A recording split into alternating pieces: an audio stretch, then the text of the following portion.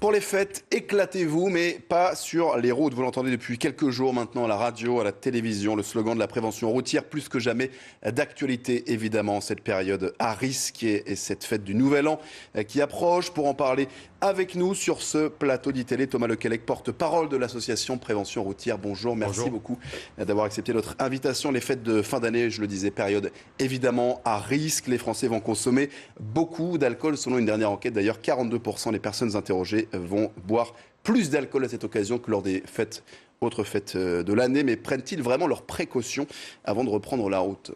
Écoutez, c'est vrai que d'après l'enquête qu'on a menée au début décembre, il y aura une forte consommation d'alcool au moment des fêtes de fin d'année et 44% des personnes interrogées seront concernées justement par la question des retours de soirée.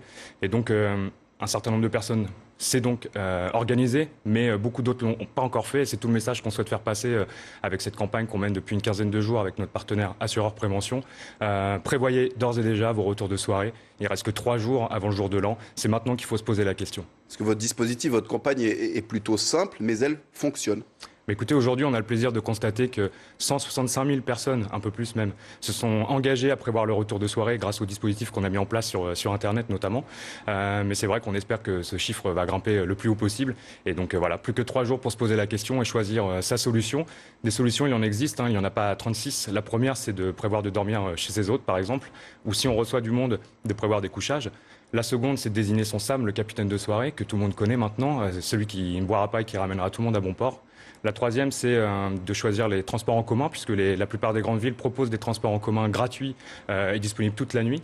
Et puis la dernière, c'est de réserver un taxi, de pré-réserver un taxi, ou en tout cas d'avoir les numéros utiles et de l'argent en poche pour le payer si on a besoin de prendre un taxi à 4 heures du matin. Le taxi, solution de dernier recours en fait. Un petit peu, oui, c'est vrai. Est-ce que la peur du gendarme fonctionne encore ?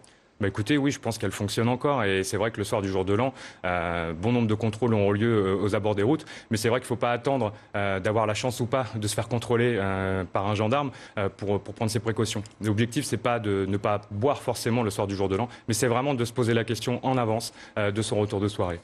Merci beaucoup. Merci à vous. Thomas Lequelec, porte-parole de l'association Prévention Routière. On va parler à présent d'une